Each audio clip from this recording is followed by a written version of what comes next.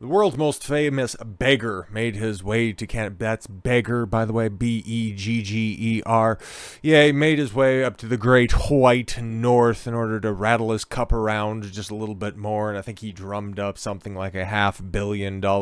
I know when you compare and contrast the foreign aid that is sent over to Ukraine to that of the United States, it does in fact pale in comparison, but we're just making smaller installment payments. But if you take a look, if you just percentage-wise, you break it down by what Canada can put out there as opposed to the United States, it's probably something similar, or, no, at least I'm just going to tell myself that it's something similar, because if it's even worse than that, well, oh boy, it's not like there's a hell of a lot of problems at home that they don't need to address, and that, yeah, I'll just make sure that you're just up there and supporting a good and righteous cause. Oh, I want to die whenever I see this little fucker, just darken anybody's doorstep. But no, he was up here earlier at the end of the week, and, well, there has been some developments. What were the 5 big takeaways of stupid Zelensky's visit to Canada?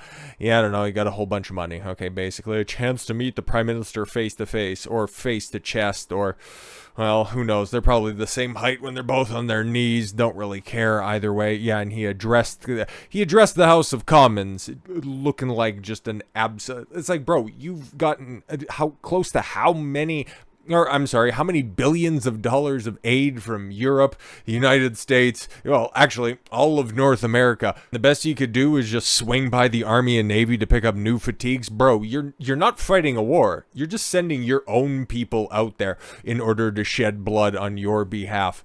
400,000 Ukrainian men are dead because this guy doesn't want to get down to the negotiating table. He's a hunk of shit and should be treated as such. No. Everybody's just going to go around and kiss his ass and make sure that Ukraine and Canada are the same. We stand and we fight for life. Yo, fuck off, man. The same place. Oh, yeah, you're going to say that in the shadow of that. Oh, there's so many things that I'd love to say and love to call them, but this is it's still partially on YouTube, by the way. But no, the same guy who just wants to make sure that you have a right to yeet us, delete us at a moment's notice, all the way up to and including coming out of the birth canal. Yeah, Canada really fights for life, I'm sure. Well, other countries' lives. Yeah, another round of AIDS. Oh, okay. Oh, no, it was even worse. A 3-year, $650 million commitment toward the purchase of 50 armored vehicles. Oh, okay, so over $500 million. Oh, and for another 3 years. So, oh, okay, you can see why he's not all that incentivized to go down to the negotiation tables. Is because he's already got a multi-year commitment. Bro, this is like a Major League Baseball pitcher, okay, who just has a really good contract year in order to secure a long-term investment, and then pitches like shit for the first 4 of the 5 years of his contract. Like, come on, we've seen it time and time again. So this is why, unless Russia just comes in and completely steamrolls everything, he has no incentive to really just, finish this stuff, because he's going to continue to get his pockets lined, and that's just the sad state of things. Again, I'm a quarter Ukrainian, for Christ's sakes. I've got skin in this game, in the metaphorical sense and all that stuff. I have extreme compassion for the Ukrainian people, for the Russian people involved in this, for the people over the top. They can all go get fucked, especially the people in this situation. Trudeau, you know what? Instead of just giving my money away to a bunch of people, just, hey, you go pick up a rifle, and, well, for him, he'd either try to deep throat it or see how far he could fit it. I can't finish that sentence, but, you could probably finish it yourself. But it's so funny. It's so funny. We're not going to get through all 5 points, mostly because it's just all nauseating in the way that the Canadian government, the Canadian media, why do I need to be redundant, the way that they want to characterize this. Even Zelensky condemned Russians' actions as a genocide. Oh, fucking high comedy when you go back to the whole, addressing the House of Commons. Trudeau and Zelensky honor a 98-year-old veteran who, for being 98 years old, not looking all that bad, to be completely honest. But at the same time, I guess, the key to eternal youth is collaborating with the funny mustache man in Germany in 1940s. Like, what the fuck is going on here? Elected officials on both sides. The way that they go ahead and frame that, okay, that was everybody in the comments, by the way, from my elected representative to your elected representative. We're all standing up and clapping for somebody who made sure that all of the people with the large crooked noses went into one camp, and then the people that were gypsies and transients went into another. I seen this, and I was gonna say I was shocked, but it's like, no, they're just so down for the cause they don't even understand. Remember how Putin had like a 5-point plan as to why he went in and conducted the special military operation? God, it's so dumb. But anyways, no. One of the major points was the denazification of Ukraine. Okay, can we just go ahead and, rid ourselves of this whole our Azov battalion and then, all of your Nazi iconography that you guys like to use? Can we just do that? No, you're the one committing a genocide. No, wait, you guys are the ones celebrating an attempted genocide. Fucking high comedy. You can't make this shit up. It's projection every single goddamn time. The Parliament of Canada loudly provided a loud all-party standing ovation. Yeah, and that stupid little fucker on the other side, Polly Pocket, who couldn't even make it out to that 1 million man march or some shit like that in order to, tell the Canadian government that we don't really want, transgender ideology, all of that pride shit in the schools. He couldn't waddle his dumb little ass out there in order to address the crowd that was out there literally on the steps. Really does harken back to the Freedom Convoy. Oh, we support them. Are you going to go out there and talk to them? No, they're the dirty unwashed masses. I just want your votes. I just want your support. I don't want to actually go out there and, reciprocate or anything like that. That's why I don't trust him as far as I could throw that little midget. Because he does dumb shit like this. Just show up for the photo ops to just, oh yeah, Slava Ukraini. Which if you know anything about that, the origin of that, check out Stefan Bandera, by the way. Somebody else who's probably near and dear to Yaroslav Hunka heart.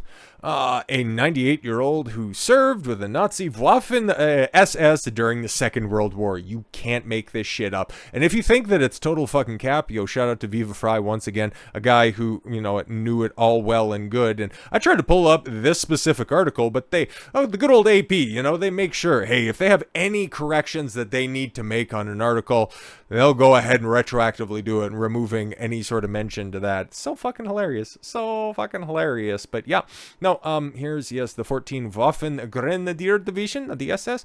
The Waffen, the SS Division is a part of Ukrainian and German personnel. Oh, yes, very nice. All of them together. Oh, just making sure that, the jackets fit appropriately by raising one arm at a time. And you're not going to catch me on camera doing that unless I want to make a joke about it. But, no, yeah, making sure, on the 22nd of September, Yaroslav Hunka, veteran of the division. Oh, okay, cool. Was invited to the Parliament of Canada along with the Ukrainian President Volodymyr Zelensky. But, no, it's all great and fantastic. Hunka was a soldier with the 14th Glacial Division of the Waffen-SS, the military section of the Nazi SS, which is responsible for elements of terror from massive extermination camps and daily torture and the repression of citizens within occupied Europe. Interesting. Next thing we're going to figure out is this guy was involved with the installation of the wooden doors. The Associated Press captioned the picture documenting Hunka's presence, which you can't find anymore. Weird. Describing Hunka as fighting for the 1st Ukrainian Division in World War II before later immigrating to Canada. Yeah, and I know in my neck of the woods over in Alberta, it's pretty much like, I know my history, I'm Scottish, Ukrainian, Irish, and then Native as well. I'm bog standard when it comes to what the top demographics in my province are. It could be vastly changing because of that dipshit Trudeau's open borders policy, but that's basically the lay of the land, okay? Not too sure about the Ukrainian population out east, but out west, it's pretty significant. Hell, in Vegreville, which is, a gigantic Ukrainian population. We got the world's largest Easter egg, by the way. Ukrainian egg, it's all painted and shit. It's a place to go. I've got a bunch of family in the area. I'm as fucking Ukrainian as it gets. And yeah, I'm pretty sure in, on, and around that exact same time, that's when my ancestors fled Ukraine, by the way. So, Anyways, back on point. Just descend into a nice little anecdote. I guess if you're keeping your trivia card or anything, you'll be able to, cite that if you want. Hunka was a guest of Ukrainian President Volodymyr Zelensky. You didn't fucking vet his sources. Otherwise, maybe you did, and you just thought, you're just going to be as so bold as to go, you know what? He did make the trains run on time. What the fuck are you doing, Zelensky? Come on, man. Zelensky was in Ottawa to address the joint session of Parliament and to pick up more military aids from the Liberal government. In his address to Parliament, Zelensky thanked Canada for its contribution, but said it's not enough. It's not enough. You got any more coins to spare?